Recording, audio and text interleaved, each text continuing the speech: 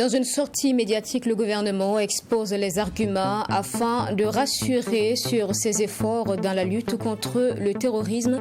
D'importantes réorganisations sont en cours selon les autorités qui ont aussi annoncé le dépôt des armes par plusieurs terroristes à travers des comités locaux de dialogue mis en place. Plus de 60 milliards de francs CFA pour venir en aide aux populations vulnérables et aux déplacés internes. Ils sont plus de 3 millions les bénéficiaires. L'aide se traduit en termes de vivres et d'argent à distribuer. Lancement donc de l'opération initiée par le gouvernement dans ce journal. Et puis enfin, l'Allemagne suspend jusqu'à nouvel ordre plusieurs de ses opérations militaires au Mali. C'est à la suite d'un refus de survol émis par les autorités maliennes, qui n'est pas une première. L'Allemagne accuse donc le Mali de non-respect d'accords signés. Bonsoir à tous et bienvenue dans ce journal. Je vous le disais en titre, le gouvernement rassure sur sa stratégie de lutte contre le terrorisme. Face à la presse ce matin, le ministre de la Défense a révélé la création en cours de nouvelles entités opérationnelles, la réorganisation des VDP et un meilleur maillage du territoire. Par ailleurs, lors de cette conférence, le ministre en charge de la cohésion sociale a déclaré qu'une dizaine de comités locaux de dialogue avaient été mis en place et que des combattants des groupes armés avaient déposé les armes. Tous les détails avec Abdelrahim Nigné. À ce point de presse, le ministre de la Défense nationale a estimé que, contrairement à certains propos, le gouvernement ne navigue pas à vue. Il a une vision très claire de la lutte contre le terrorisme. Une stratégie est en train d'être déroulée et malgré les adversités, le ministre reste convaincu que cette stratégie permettra de restaurer l'intégrité du territoire. Il s'agit notamment du renforcement de la coopération militaire, le repositionnement des troupes pour un meilleur maillage du territoire et la réorganisation opérationnelle de l'armée. Il y a la réorganisation du maillage territorial à travers la création de nouvelles structures, nouvelles entités opérationnelles sur tout le territoire qui est en projet. Il y a la création de la brigade de veille et de défense de la patrie, la réorganisation des VDP qui est en cours à travers notamment la relecture de leur statut. Il y a la création des zones d'intérêt militaire, la définition de nouveaux formats de force pour générer de nouvelles capacités, la mobilisation de la réserve opérationnelle, on a fait revenir plusieurs anciens militaires, le renforcement du moral des troupes par des différentes actions. Il y a également la question de l'acquisition de nouveaux matériels pour renforcer la puissance de feu des forces de défense et de sécurité. Sur ce point, le général Barthélemy Semporé estime que le plan mis en œuvre est très ambitieux et permettra de reprendre le contrôle du territoire.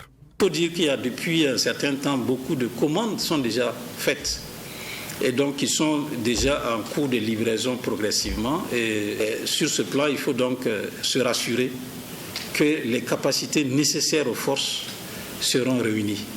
Et ça va permettre donc d'avoir une capacité suffisante pour contrôler l'ensemble de nos territoires sur le plan terrestre, sur le plan aérien. C'est un plan vraiment ambitieux et à terme, vous verrez donc ces nouvelles capacités se mettre à l'œuvre. Les actions militaires sur le terrain ont contraint certains combattants des groupes armés à déposer les armes, selon le gouvernement. En cela, il faut aussi reconnaître le travail abattu par la dizaine de comités locaux de dialogue qui a pu être installé. Et le ministre en charge de la cohésion sociale se félicite de l'évolution de la situation sur le terrain. À la date d'aujourd'hui, le comité a pu installer une dizaine de comités à travers le pays, identifier et opérationnaliser un centre d'accueil, de déradicalisation et de réinsertion, démobiliser plusieurs dizaines de combattants terroristes. Le processus est encore jeune, perfectible, mais les résultats engrangés sont encourageants. Je sollicite donc l'adhésion de tous pour accompagner aussi bien le processus de réconciliation nationale que celui de démobilisation de nos frères, filles et fils engagés dans les groupes armés terroristes. Sur le plan de la réconciliation nationale, le ministre Yero Boli estime que le processus est en cours et le forum se tiendra dans les mois à venir. Le ministre en charge de la Défense nationale a par ailleurs annoncé l'organisation prochaine d'une journée nationale du refus du terrorisme pour une mobilisation nationale en vue d'une intensification de la lutte contre le terrorisme. Le gouvernement a aussi lancé aujourd'hui une opération de distribution de vivres et de cash transfert au profit des personnes vulnérables et des personnes déplacées internes. Cette démarche humanitaire, qui prend en compte toute l'étendue du territoire burkinabé, va engager 61 milliards de francs CFA. Plus de 3 millions de personnes seront touchées. Les images de la cérémonie de lancement donc de l'opération avec Mamétri Anakamabou. Cet acte des autorités de la transition marque le lancement de l'opération de distribution de vivres et cash transfert au profit des populations vulnérables et aux personnes déplacées internes. Une opération d'environ 61 milliards de francs CFA qui consiste en la prise en charge sur le plan alimentaire de 3 376 782 personnes.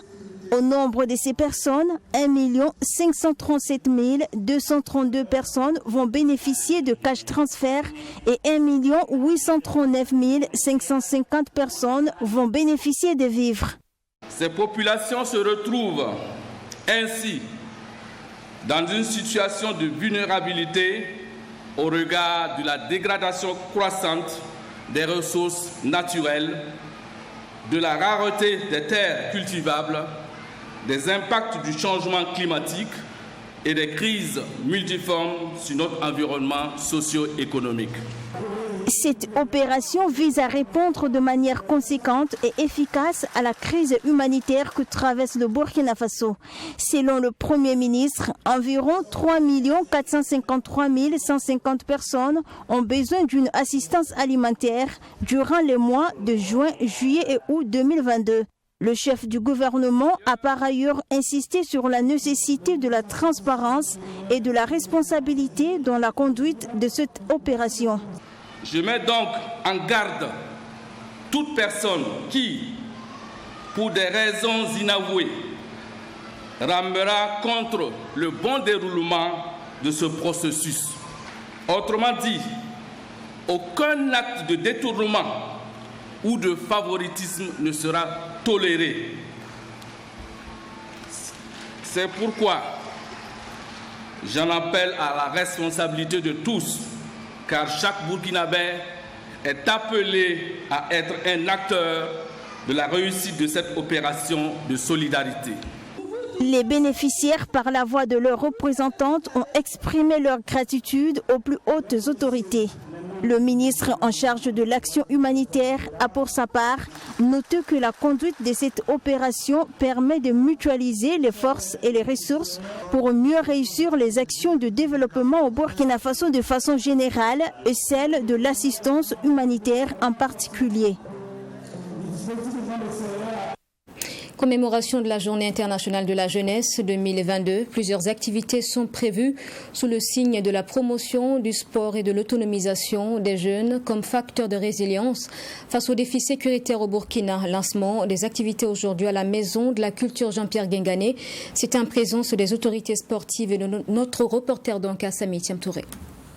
Permettre aux jeunes de mener des réflexions sur des problématiques en lien avec cette frange de la population, c'est l'objectif visé par la commémoration de la Journée internationale de la jeunesse. Durant 2 jours, les échanges vont porter sur la promotion du sport et l'autonomisation des jeunes afin de pouvoir résister et faire face aux défis sécuritaires. Comme vous le savez bien, 12 août, journée de commémoration donc, de la jeunesse, va être un cadre de réflexion sur principalement les préoccupations des jeunes. Et quand vous prenez les préoccupations des jeunes, ça va donc de la formation, la création de l'emploi, leur implication donc dans les sphères de prise de décision, mais aussi et surtout comment la jeunesse burkinabé pourrait s'engager dans la lutte contre le terrorisme au regard donc du contexte et surtout que cette jeunesse est acteur et victime donc du terrorisme. Cette commémoration vise également à susciter davantage la participation des jeunes à la lutte contre l'insécurité, renforcer les canaux de dialogue entre jeunes et autorités et de développer des perspectives pour la promotion de la paix et de la cohésion sociale au Burkina Faso. Nous avons interpellé les participants à cette journée d'avoir un débat, de participer activement, d'avoir un débat très franc, sans langue de bois, de dire les préoccupations réelles de la population les préoccupations réelles de la jeunesse, mais également la disponibilité.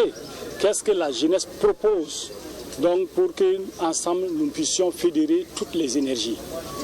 C'est à ce titre que également j'ai pris l'engagement avec des jeunes que les résultats issus des travaux, nous allons tout mettre en œuvre avec l'accompagnement des partenaires techniques et financiers, avec l'accompagnement de cette force qui est la jeunesse elle-même, de tout mettre en œuvre pour appliquer, pour la mise en œuvre effective des recommandations. L'édition 2022 de cette journée sera commémorée à travers également des activités comme des séances d'aérobic, des panels sur des sous-thèmes et des ateliers.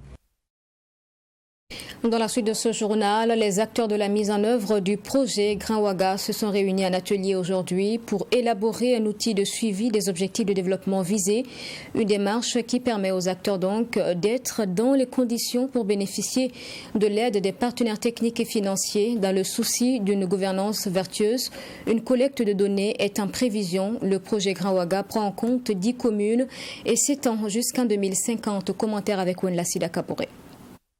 Le projet Grand Ouaga est une initiative qui vise à établir un espace urbain de développement socio-économique prenant en compte les communes périphériques de la capitale. Cette vision territoriale concerne 10 communes et sera bientôt opérationnalisée. Pour une réussite donc du projet, ces acteurs locaux se sont réunis pour réfléchir sur une stratégie de suivi et évaluation. Il s'agit de mettre en place un outil pour le suivi des objectifs de développement durable du projet. De nos jours, tout projet qui ne s'inscrit pas dans les objectifs de développement durable n'est pas un projet qui est finançable par les bailleurs de fonds. Alors donc, dans ce sens, il faudrait donc élaborer un outil qui va permettre d'avoir, de pouvoir, comment on appelle ça, suivre et les objectifs de développement durable afin que nous puissions les opérationnaliser.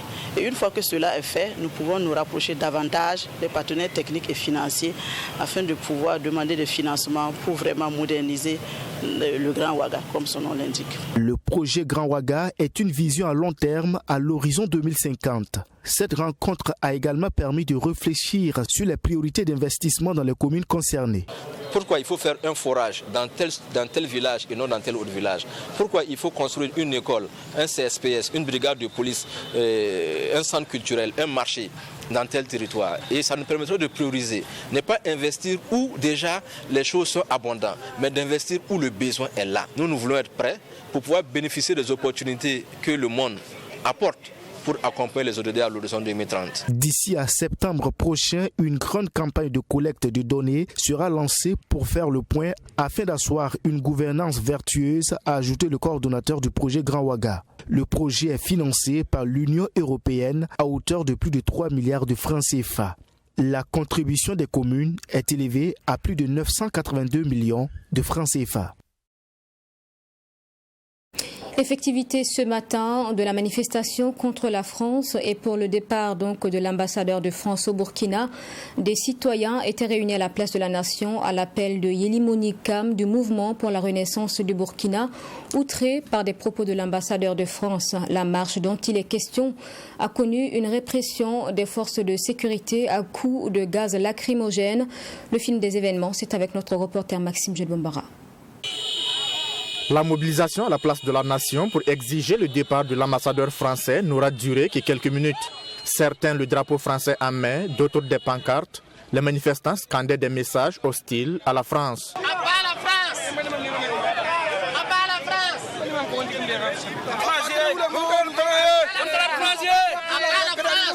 C'est ici qu'ils se sont donné rendez-vous avant de converger vers l'ambassade de France. Les éléments de la compagnie républicaine de sécurité, CRS, postés non loin de la place de la Nation, n'ont pas tardé à entrer en action pour disperser les manifestants.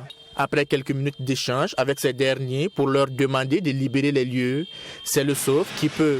La course-poursuite s'engage entre CRS et manifestants.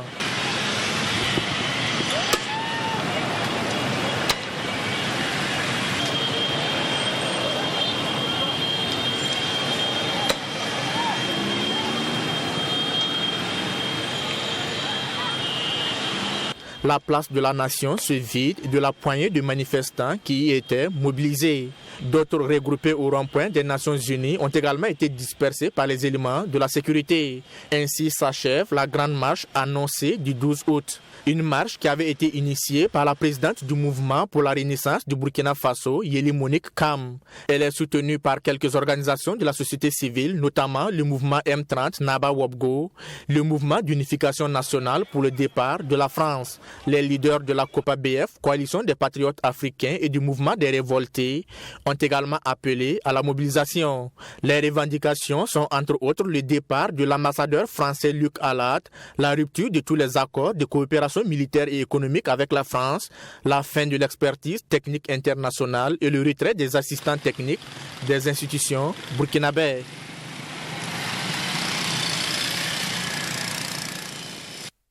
Remise de prix des lauréats du concours de physique expérimentale pour le compte de l'Afrique de l'Ouest. 2 candidats ont été retenus. Jacques Kafando du Burkina, premier prix donc du jury, et la Sénégalaise Marie-Pascaline Sarr, 3e prix de l'Association pour la promotion des scientifiques africains. 43 projets ont été enregistrés au départ de cette 3e édition du concours. Initiative donc de l'Association pour la promotion des scientifiques de l'Afrique et de son partenaire Dargatech. Reportage avec Wenlasida Kabore.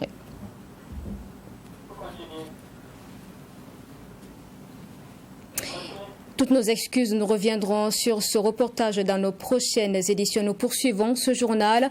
Période de vacances toujours propice pour l'apprentissage. Dans le cas de certains élèves, leurs parents ont fait le choix d'adhérer à un programme de cours de vacances dispensé à l'école Tampuy F durant tout le mois d'août. Nous y étions donc aujourd'hui. Les élèves sont issus de divers établissements pour des cours de 8h à 11h30, suivant les différentes matières du programme scolaire donc national. Nous en parlons avec Alexis Wenkouni Belemnaba. Les enfants ne doivent pas être abandonnés à eux-mêmes sous prétexte qu'ils sont en vacances. Ici, à l'école primaire du Tampuy F, certains encadreurs pédagogiques dispensent des cours d'appui pour occuper utilement les enfants. Dans cette classe de CE1 de 23 élèves venus de différents établissements, c'est le cours de grammaire qui leur est dispensé par Yacouba Garane, enseignant dans le dit établissement. L'objectif est de préparer ces élèves pour la rentrée scolaire qui s'annonce. On doit préparer les enfants quand même pour la rentrée scolaire. Beaucoup, ici c'est la classe de CE1, c'est difficile. C'est une classe de transition. Quitter au CP2, CP2, bon, là-bas il n'y a pas de leçons. Alors qu'au CE1, il y a des leçons à concours. Donc c'est bon de préparer l'enfant quand même pour qu'il puisse commencer l'année scolaire. Sans problème. Dans cette classe de CM2, c'est la correction des exercices d'évaluation sur les mathématiques qui sont constatés. Une trentaine d'élèves est dans la salle. Un mois leur est entièrement consacré. J'étais en train de corriger l'exercice des élèves pour contrôler, comme les 4 côtés doivent être égaux. J'étais en train de prendre les mesures pour voir s'ils ont bien tracé. Malheureusement, on voulait encadrer les enfants, mais c'est... Ici, là, ce qui est bizarre, c'est que c'est ceux qui s'en sortent là qui sont revenus. Les enfants qui ne s'en sortent pas là ne sont pas revenus. Oui, on ne peut pas tout faire en un mois, mais à la rentrée, il y aura une différence entre les enfants qui ont suivi les cours de vacances et ceux qui n'ont pas suivi. Au moment où certains élèves sont dans les salles de classe à s'instruire, d'autres par contre préfèrent faire paître leurs bêtes. Ce cours d'appui est initié par le directeur de l'école au profit des élèves désireux de s'occuper utilement, et c'est depuis 3 ans. Vous savez, l'école installe des habitudes. À l'école, il faut se lever tôt pour y venir. Il faut manger à des heures régulières. Disons qu'il y a un emploi du temps.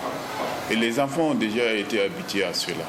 Si pendant 3 mois, ils sont laissés à eux-mêmes, il y a de fortes chances qu'à la reprise, ça soit difficile pour certains d'entre eux. Donc c'est pour cela que nous avons opté de faire des cours de vacances juste pendant 1 mois pour les occuper, pour les préparer à la rentrée prochaine. Il y a des parents qui les laissent dormir jusqu'à l'heure qu'ils veulent ou qui les laissent rentrer tard. Tout cela est préjudiciable à l'éducation des enfants. Donc nous ne sommes pas contre le fait que certains enfants fassent des petits métiers, on les voit dans les ateliers avec leurs parents. Nous sommes bel et bien en Afrique cela n'a pas de préjudice grave tant que le travail ne va pas nuire, ce travail-là ne va pas nuire à la santé de l'enfant. Le manque d'assiduité des enfants inscrits au cours de vacances est la difficulté constatée selon Bernard Zongo. Les cours dispensés sont ceux inscrits dans le programme d'enseignement en vigueur au Burkina Faso. Ce sont entre autres les mathématiques, la langue française, les sciences, la morale et l'instruction civique. Et en sport dans ce journal, Ligue des Champions, 4e participation pour le Rail Club du Kadiogo. Dans ses ambitions, le club espère atteindre les phases de poule. Le premier tour préliminaire de la compétition va mettre le RCK face à l'Ashanti Kotoko Sporting Club du Ghana. Nous avons rencontré l'entraîneur du RCK qui se prononce sur les enjeux des confrontations. Regardez. Le RCK de retour dans la plus prestigieuse compétition des clubs d'Afrique, la Ligue des Champions. Pour sa 4e participation à la compétition, le Rail espère cette fois atteindre les phases de poule. Un objectif envisageable, mais qui passe par le chemin de l'Ashanti Kotoko du Ghana. Cette fois finaliste de la compétition, le club ghanéen est monté 2 fois sur la plus haute marche du podium en 1970 et en 1983. Le RCK connaît donc l'adversaire. Je pense qu'Ashanti Kotoko, déjà, il faut le dire, c'est un gros morceau. Voilà, si je dis c'est un gros morceau, et quand on prend les 24 nations qui doivent jouer la Super League, Ashanti Kotoko en fait partie. Donc ça montre déjà aussi qu'ils ont une cote très élevée, où voilà, nous ne devrons pas prendre ça, on doit le prendre en pincette parce que nous savons déjà que si toutefois vous arrivez à figurer parmi les 24 nations de l'Afrique, ça montre déjà aussi qu'il y a de la matière. À ce tour préliminaire, les Faucons auront affaire à un challenger qui connaît assez bien le football burkinabé. Du reste, les Porcs-Épics du Ghana ne gardent pas de bons souvenirs du football burkinabé. Il s'était fait éliminer une première fois par le Kadiogo, puis une seconde fois par l'Asfanyenenga en 1991. Des éléments certes importants, mais déjà trop loin pour donner une indication sur le Kotoko de nos jours. Toutefois, le coach du RCK, Amadou Sampo, dispose de quelques brides sur l'adversaire. Le connaître en profondeur, c'est pas ça, mais je connais Ashanti Kotoko aussi par son organisation et tout, et dans son ensemble. Mais maintenant, Ashanti Kotoko aujourd'hui, et je ne peux pas dire que je le connais parce que je suis là en train de travailler pour voir dans les mesures du possible aussi voir des séquences en ce qui les concerne et surtout l'équipe qui a joué l'année passée. Donc sinon dire en profondeur que je le connais, non, je ne le connais pas, mais je suis en train de travailler pour connaître aussi voilà, leurs forces et leurs faiblesses. En attendant d'en savoir plus sur l'Ashanti Kotoko, le RCK veut jouer le coup à fond. Mais comme c'est une compétition, donc on va partir aussi avec nos forces pour aller aussi travailler à éliminer cette équipe de l'Ashanti. Longtemps considéré comme une référence sur le continent, l'Ashanti Kotoko a depuis quelques années perdu de sa superbe. Le RCK devra en tenir compte au moment de la double confrontation. La phase de poule de la Ligue des Champions ayant un goût, il faut s'y donner à fond. Un reportage signé Hyacinthe Sawadgo. Dans le reste de l'actualité, l'Allemagne suspend jusqu'à nouvel ordre la plupart de ses opérations militaires au Mali. Cette décision est prise à la suite d'un nouveau refus de survol émis par les autorités maliennes. L'Allemagne, qui maintient encore un contingent de près de 1500 soldats, notamment dans le cadre de l'intervention de la MINUSMA, dénonce un non-respect d'accords signés par les autorités maliennes. L'Allemagne a annoncé vendredi suspendre jusqu'à nouvel ordre la majeure partie de ses opérations militaires au Mali, dans le cadre de la mission de l'ONU, en dénonçant un nouveau refus de survol par les autorités maliennes. La nation ouest-africaine aurait refusé d'accorder à un avion civil transportant des troupes allemandes la permission d'utiliser son espace aérien. Le vol faisait partie d'une rotation des troupes et les responsables allemands ont déclaré que ce n'était pas la première fois que le Mali refusait une autorisation de survol.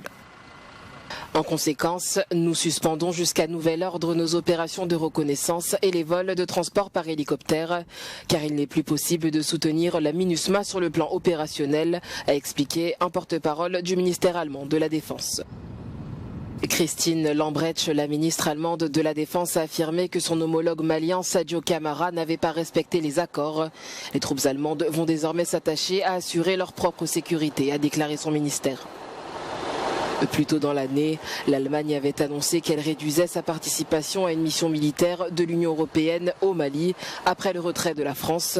Mais l'armée allemande maintenait toutefois un contingent de près de 1500 soldats au Mali, dont la plupart sont affectés à la MINUSMA. Voilà pour ce journal. Merci de l'avoir suivi. Je vous retrouve demain pour un dernier 20h. Excellent début de week-end à vous.